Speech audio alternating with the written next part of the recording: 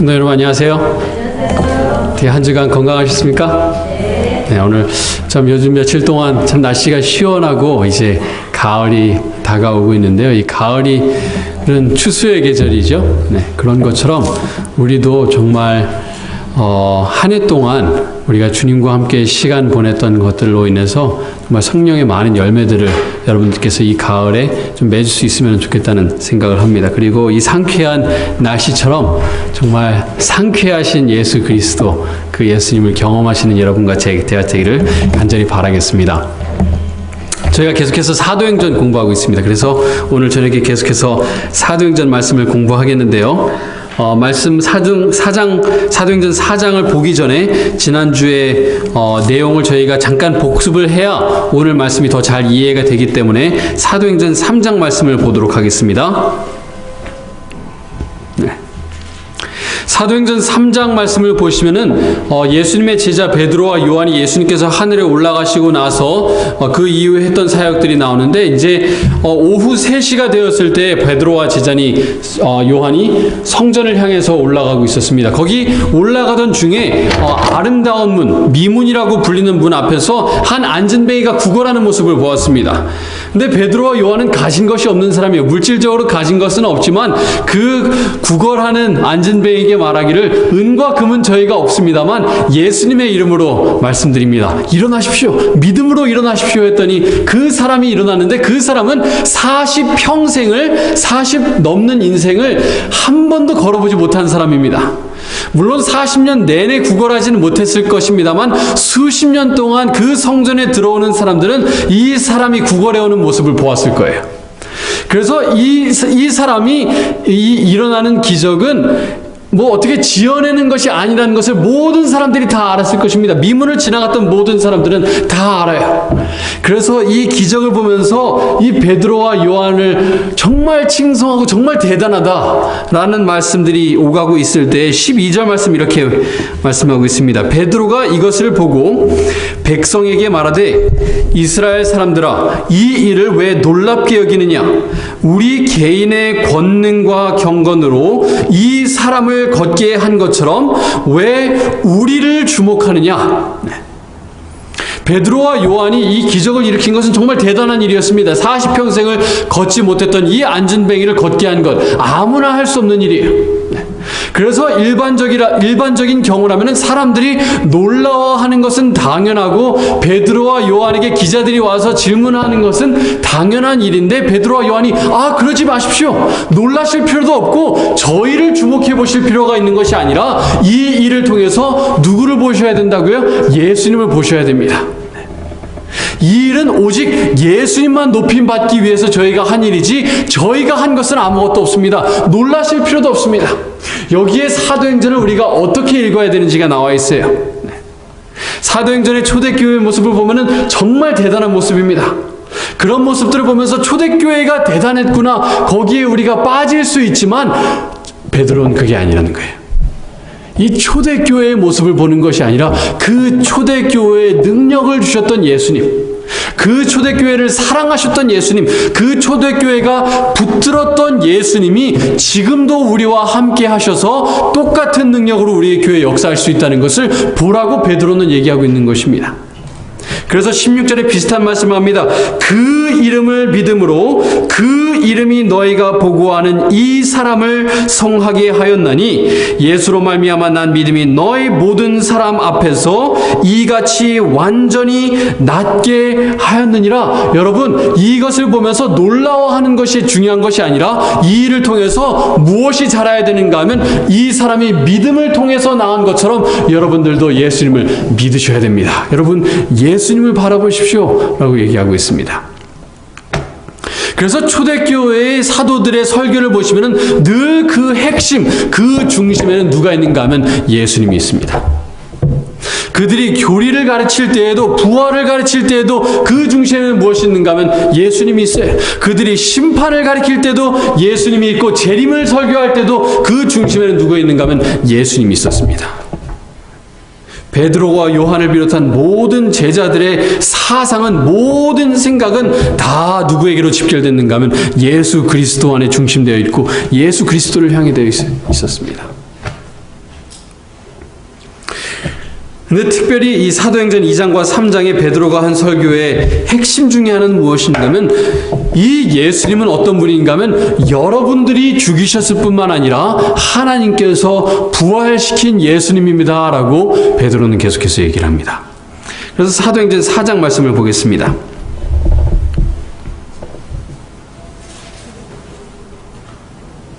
사도행전 4장 1절부터 3절의 말씀입니다. 사도들이 백성에게 말할 때에 제사장들과 성전 맡은 자와 사두개인들이 이르러 예수 안에 죽은 자의 부활이 있다고 백성을 가르치고 전함을 싫어하여 그들을 잡음에 날이 이미 저물었으므로 이튿날까지 가두었으나. 사도행전 4장 1절 말씀을 보시면은 세 종류의 사람이 나옵니다. 제사장들이 나오고요, 성전 맡은 자가 나오고 사두개인이 나옵니다. 여러분, 사두개인 하면은 같이 떠오르는 사람 부류가 있는데 누가 있습니까? 누구와 사두개인들이라고 늘 얘기 나오죠? 복음서 보시면 바리새인들과 사두개인이라고 나오는데, 여기 사도행전 4장에서는 바리새인들이 나오지 않고 누가 나오는가 하면 사두개인들이 나와요. 사두개인들이 나옵니다. 왜 사두개인들이 특별히 특정지어서 나오는가 하면은 사도행전 2장과 3장에서 베드로가 예수를 설교하는 데 있어서 그 핵심 내용 중에 하나는 무엇이었다고요? 예수님의 부활이었습니다. 예수님은 우리를 위해서 죽임을 당하셨을 뿐만 아니라 하나님의 능력으로 다시 부활하신 예수님이라고 가르치는데, 사두개인들은 어떤 사람이었는가? 2절 말씀 보시겠습니다. 예수 안에 죽은 자의 부활이 있다고 백성을 가르치고 전함을 어떻게 하였다? 싫어했다. 사두개인들은 어떤 사람인가? 여러분, 책꽂이를 사도행전 4장에 꽂아 놓으시고 사도행전 23장 말씀을 보겠습니다. 사도행전 23장 8절입니다.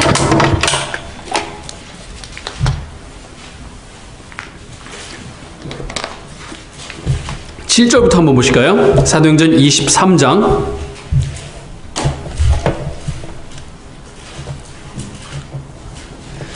7절과 8절입니다.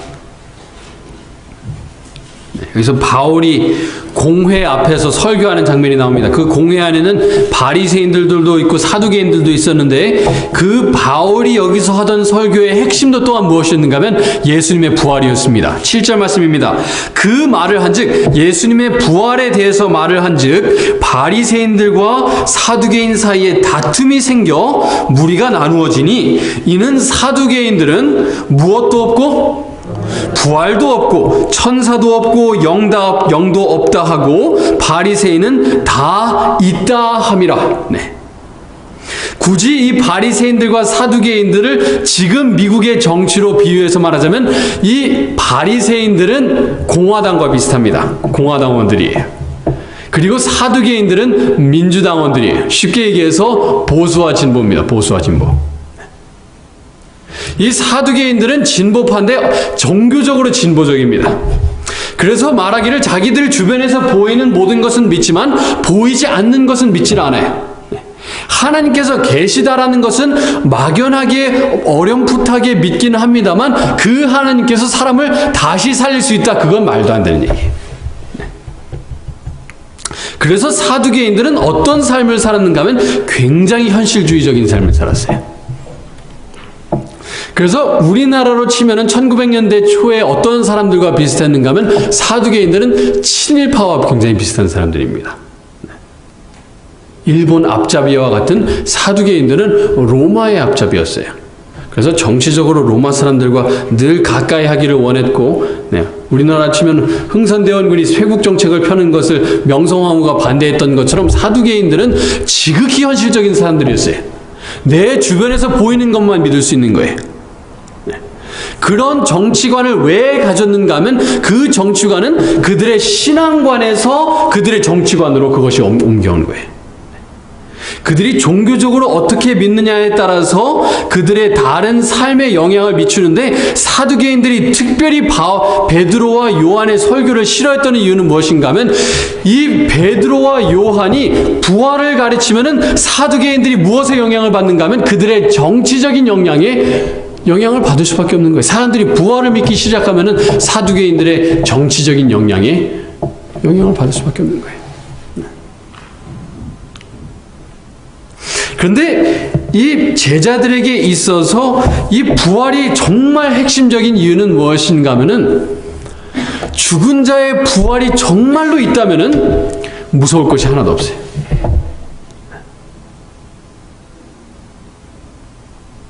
죽은 자의 부활이 있고 죽음이라는 것 자체가 정말로 아무것도 모르는 상태라면은 정말로 핍박받아서 죽는다고 하더라도, 십자가에 달려서 죽는다고 하더라도, 돌에 맞아서 죽는다고 하더라도 죽는 그 순간 아무것도 모른 채로 예수님께서 오시는 그날까지 죽어 있다가 살아난다고 하니까 죽음이라는 것이 두렵지 않은 거예요. 그 모습을 저희가 사도행전 4장에서 보게 됩니다. 사도행전 4장 5절 말씀 보겠습니다.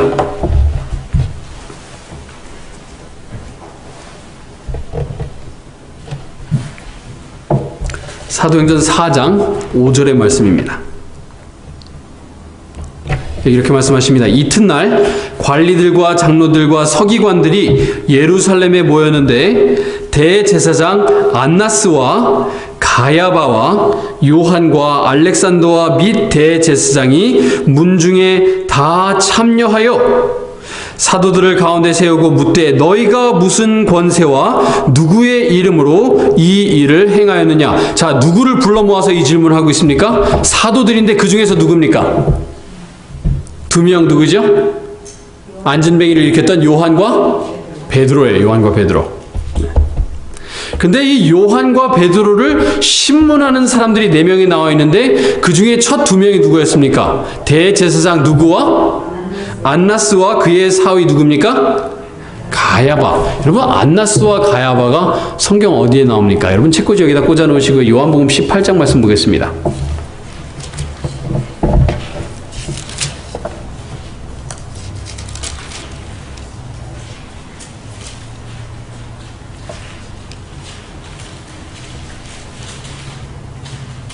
요한복음 18장 12절 말씀입니다.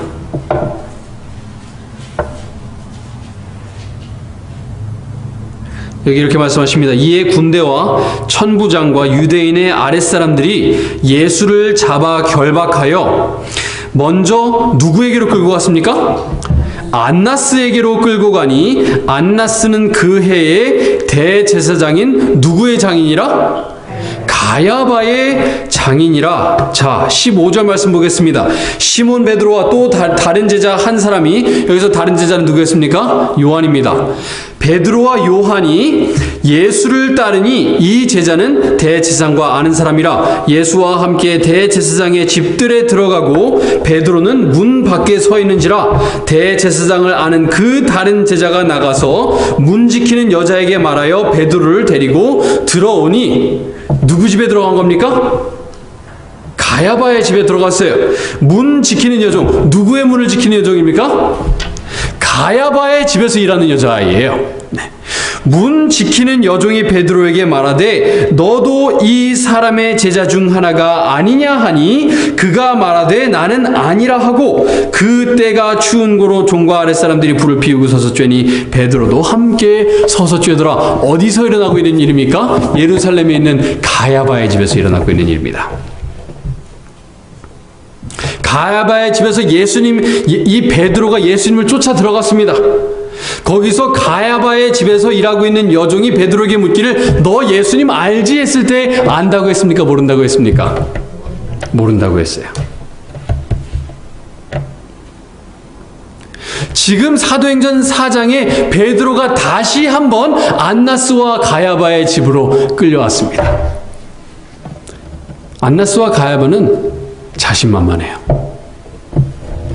3년 반 동안 예수님을 따라다녔던 베드로가 죽음 앞에서 정말 위험에 닥쳤을 때는 예수님을 부인했다는 것을 안나스와 가야바는 알고 있습니다. 비록 베드로와 요한이 예수님의 이름으로 기적을 베풀고는 있지만 다시 한번 베드로가 죽음의 위협 앞에 선다면은 그가 예수님을 모른 척할 거라는 것을 안나스와 가야바는 자신만만하게 생각을 하고 있는 것입니다. 설마 목에 칼이 온다고 했을 때 베드로가 자신 있게 얘기할 수 있겠는가? 사도행전 4장 7절 말씀으로 다시 돌아오겠습니다.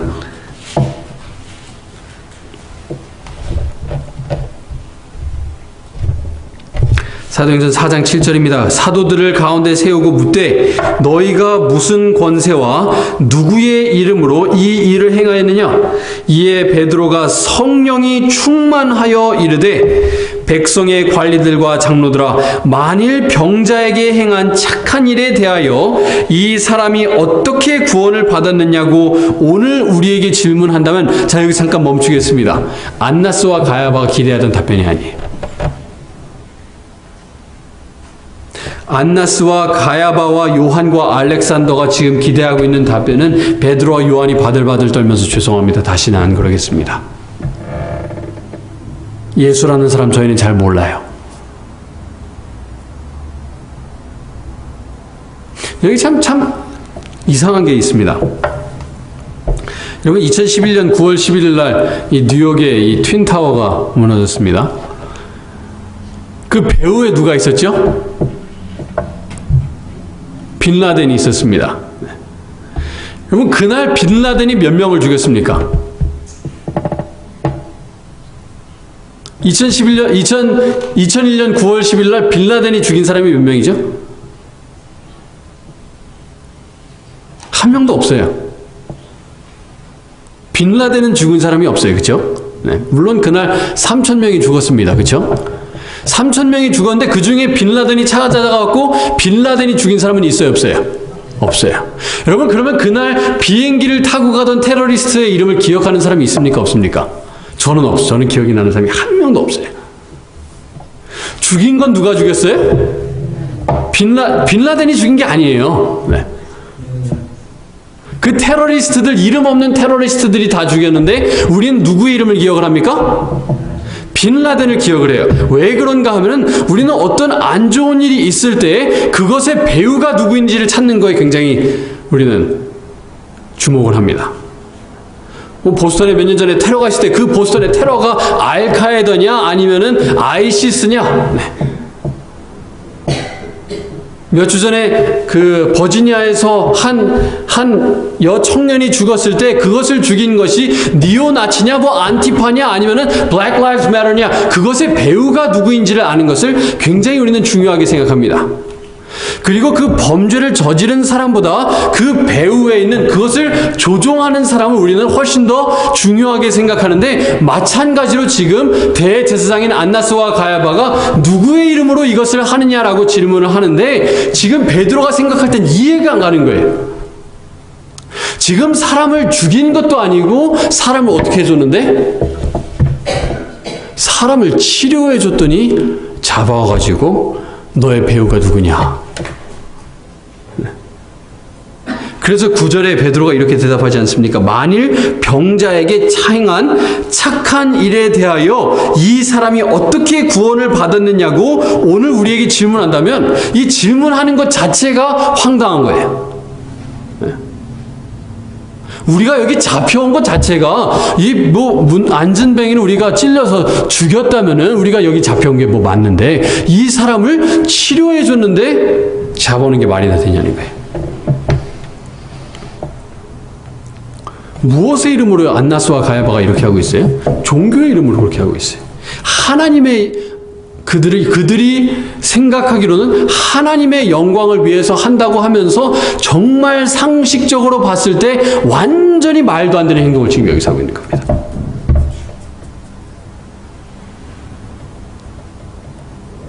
우리의 마음속에 예수님 없는 신앙이 있을 때 우리가 얼마나 비이성적으로 행동할 수 있는지를 여기서 말씀은 보여주고 있는 거예요.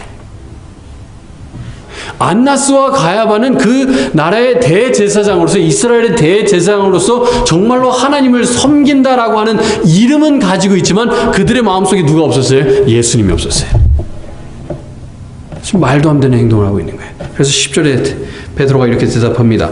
너희와 모든 이스라엘 백성들은 알라. 너희가 십자가에 못 박고 하나님이 죽은 자 가운데서 살리신 나사렛 예수 그리스도의 이름으로 이 사람이 건강하게 되어 너희 앞에 서느니라. 우리의 배우가 누구인지 말씀을 드리겠습니다. 내가 한 행동이 중요한 것이 아닙니다. 요한이 행동한 것이 중요한 것이 아닙니다.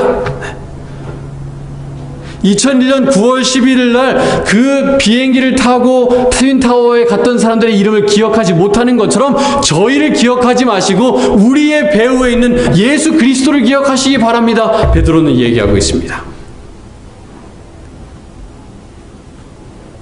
12절 다른 이로서는 구원을 받을 수 없나니 천하 사람 중에 구원을 받을 만한 다른 이름을 우리에게 주신 일이 없음이라 하였더라. 오직 예수님밖에 없다는 겁니다. 오직 예수.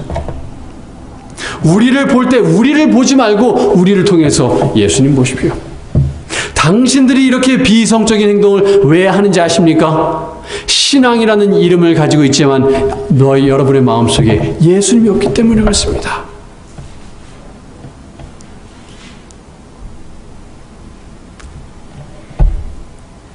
13절에 아름다운 말씀이 나옵니다. 그들이 베드로와 요한이 담대하게 말함을 보고 그들을 본래 학문 없는 범인으로 알았다가 이상히 여기며 또 전에 예수와 함께 있던 줄도 알고.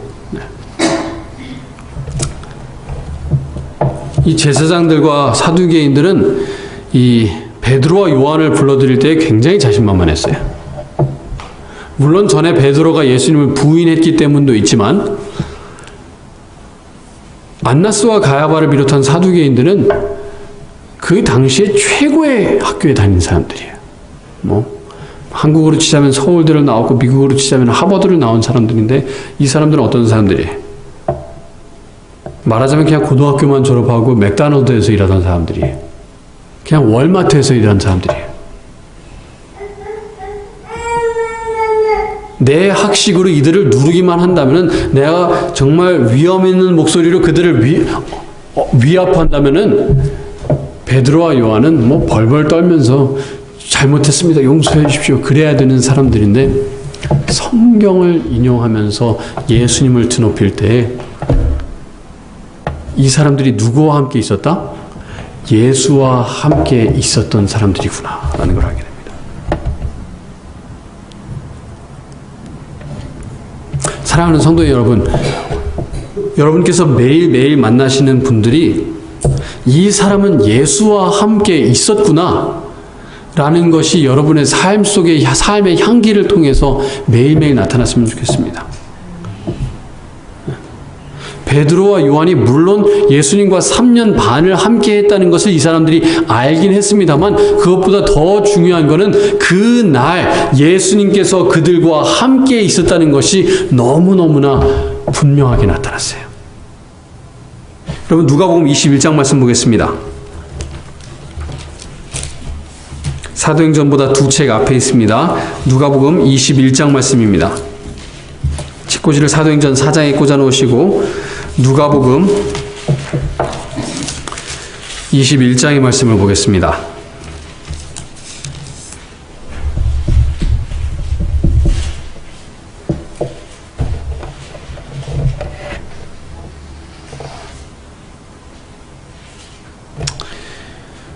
여기 12절에 나와 이런 말씀이 있습니다. 이 모든 일 전에 내 이름으로 말미암아 너에게 손을 대어 박해하며 회당과 옥에 넘겨주며 임금들과 집권자들 앞에 끌어가려니와 이 일이 도리어 너희에게 증거가 되리라. 예수님께서 이런 일이 지금 베드로와 요한이 잡혀가는 그런 일들이 있을 것을 미리 말씀을 해 주셨어요. 14절 말씀 보겠습니다. 그러므로 너희는 변명할 것을 미리 궁리하지 않도록 명심하라. 지금 베드로와 요한이 지금 공회 앞에서 하는 그 대답이 미리 어떻게 대답해야지 이런 상황에서 그날 그 전날 잡혀가지고 이런 질문을 할 테니까 이런 대답을 해야겠다라고 생각을 한 것이 아니라 아무 생각도 해놓지 않았어요. 예수님께서 그렇게 말씀하셨습니다. 그렇게 생각하지 않도록 명심하라. 왜 명심해야 되는가? 15절 내가 너희의 모든 대적이 능히 대항하거나 변박할 수 없는 구변과 지혜를 너희에게 주리라. 누가 그런 지혜를 주신다고요? 예수님께서 내가 너희에게 주겠다. 즉 베드로와 요한이 안나스와 가야바 앞에서 이런 대답을 할 수 있는 것은 누가 그들과 함께 있었기 때문에 그런 거예요. 예수님께서 그 순간 베드로와 요한과 함께 하셔서 답변을 직접 주시기 때문에 베드로와 요한이 그 답변을 할 수 있는 것입니다.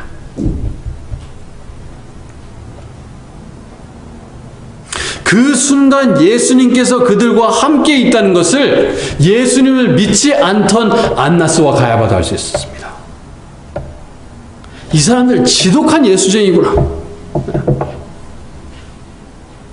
정말 공부는 한 자도 안 한 사람들이지만 대단한 사람들이구나.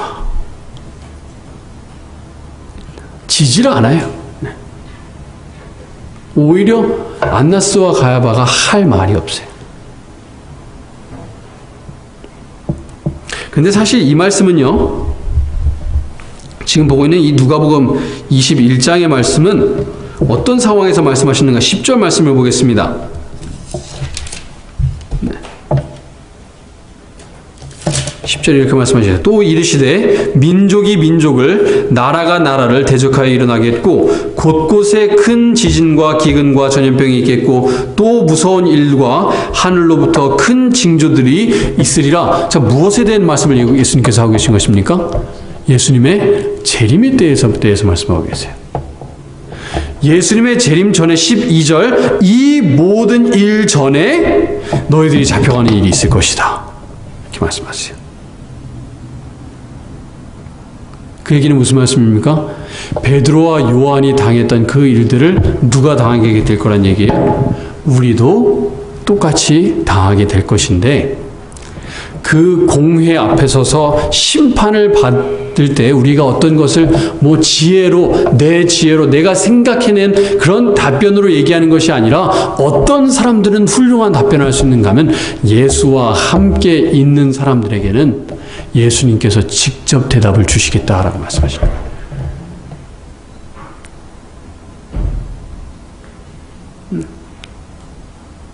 굳이 비유를 들어서 말씀하자면은 이 안나스와 가야바가 베드로 옆에 가보니까 누구 냄새가 나요? 예수님 냄새가 나요. 말하는 게 누구랑 똑같아요? 예수님이 말하는 거랑 똑같아요. 실제로 지금 여기서 베드로가 인용하고 있는 말씀이 누가복음 20장에서 예수님께서 인용하셨던 말씀이에요. 시편 118편에 있는 말씀을 베드로가 똑같이 인용합니다. 예수님께서 사용하신 그 방법 그대로 베드로가 인용합니다. 이 사람 예수님과 함께 있었던 사람이구나. 다시 사도행전 4장으로 돌아오겠습니다.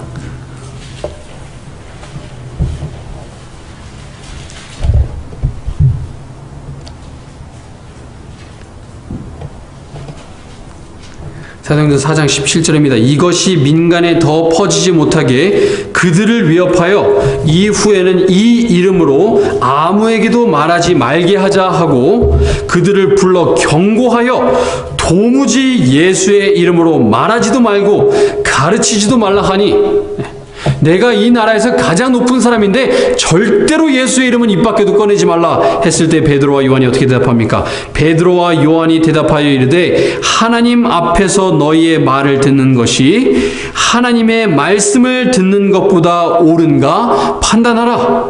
우리는 보고 들은 것을 말하지 아니할 수 없노라 하니 관리들이 백성들 때문에 그들을 어떻게 처벌할지 방법을 찾지 못하고 다시 위협하여 놓아주었으니 이는 모든 사람이 그 된 일을 보고 하나님께 영광을 돌림이라. 지금 베드로와 요한과 관리들은 완전히 다른 태도를 가지고 있어요. 삶을 바라보는 태도가 완전히 달라요. 관리들이 베드로와 요한을 놓아줄 수밖에 없었던 이유가 왜 놓아줄 수밖에 없었습니까? 누구를 두려워했기 때문에? 백성들이 두려워요. 백성들이 두려워서 놓아줄 수밖에 없는데 베드로와 요한은 이 관리들 앞에서 말하기를 너희들의 말을 듣는 것이 중요하겠느냐? 하나님의 말씀을 듣는 것이 중요하겠느냐? 내가 너희를 두려워해야겠느냐? 하나님을 두려워해야겠느냐? 누가복음 12장 말씀 보겠습니다.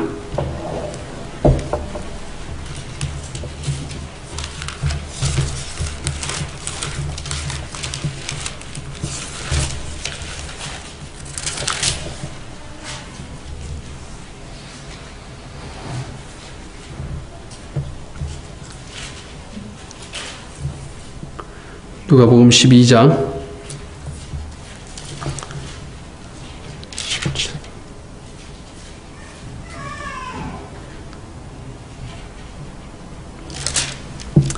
23절 22절 말씀입니다.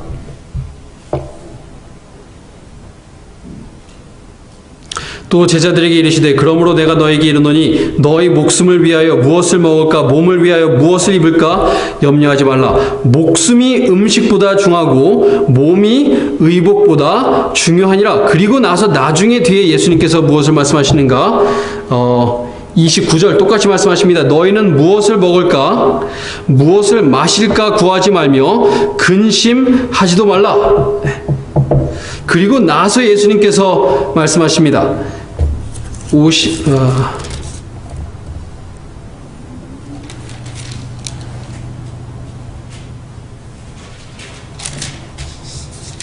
제가 잘못 보고 읽었습니다.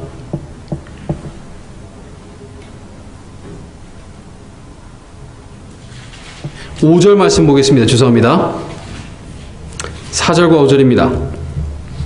내가 내 친구 너희에게 말하노니 몸을 죽이고 그 후에는 능히 더 못하는 자들을 두려워하지 말라. 마땅히 두려워할 자를 내가 너희에게 보이리니 곧 죽인 후에 또한 지옥에 던져넣는 권세에 있는 그를 두려워하라. 내가 참으로 너희에게 이르노니 그를 두려워하라. 참새 5마리가 2 앗사리온에 팔리는 것이 아니냐. 그러나 하나님 앞에는 그 하나도 잊어버리시는 바 되지 아니하는도다.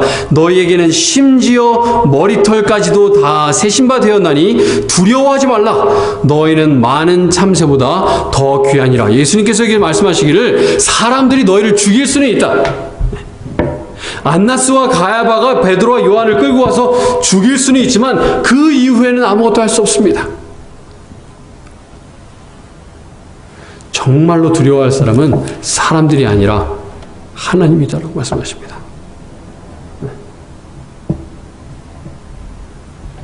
그럼 에베소서 5장 10절 말씀을 보겠습니다. 마지막으로 저희가 보고 마치도록 하겠습니다. 에베소서 5장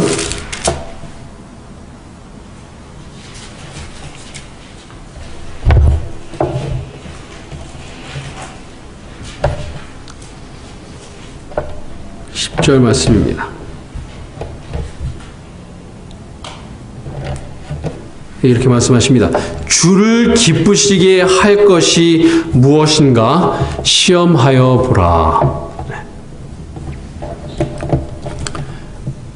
베드로와 요한의 마음의 중심에는 누가 있었습니까? 예수님이 있었어요. 그들이 말하는 것에서 예수님이 묻어났을 뿐만 아니라 그들의 삶의 목적은 이제 누구를 만족시키는 거예요? 예수님을 만족시키는 거예요.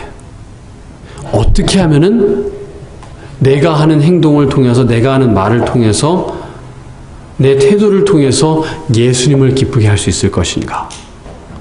그것을 통해서 내가 죽임을 당하고 한다고 하더라도, 내가 매를 맞는다고 하더라도, 내가 예수님을 기뻐하게 하는 것을 통해서 다른 사람들이 때로는 기분 나빠하는 일이 있다고 하더라도, 안나스와 가야바가 기분 나빠하는 한이 있다고 하더라도 내가 누구를 기쁘게 할 것인가? 베드로와 요한의 마음속에는 굳은 결심이 있었습니다. 내가 먹든지 마시든지 무엇을 하든지 다 하나님을 기쁘게 하기 위해서 해야겠구나. 내가 매를 맞아도 그것을 통해서 내가 하나님을 기쁘시게 할 수 있다면, 내가 핍박받아도, 내가 욕을 먹어도 예수님을 기쁘게 할 수 있다면,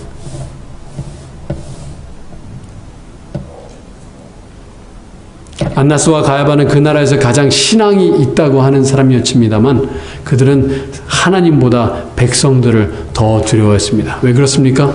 예수님이 없었기 때문에 그래요. 마음속에. 안나스가 그 당시에 아마 60, 70이 되지 않았을까 싶습니다. 평생을 종교적인 교육을 받은 사람이었습니다. 평생을 성경을 봐온 사람입니다. 거의 반평생을 종교적인 지도자로 살아온 사람이었습니다만 그의 마음속에 예수님이 없었을 때에 하나님을 두려워하는 것보다 백성들을 더 두려워했습니다. 하지만 베드로와 요한의 마음속에 예수님이 함께 하셨을 때 그들이 배운 것은 없었지만 학식이 있는 사람들은 아니었고 돈은 없는 사람들이었지만 지위가 없는 사람이었지만 그들은 사람보다 하나님을 더 두려워할 수 있게 되었습니다. 사랑하는 성도님 여러분 마음속에 오직 예수만 보였으면 좋겠습니다. 여러분의 마음의 중심에 예수 그리스도가 있고 여러분께서 하는 행동의 모든 원인에는 여러분의 태도의 모든 근원에는 예수님이 있었으면 좋겠습니다. 그렇게 해서 예수님을 기쁘시게 하는 여러분과 제가 되길 바라면서 오늘 말씀 마치도록 하겠습니다. 다 같이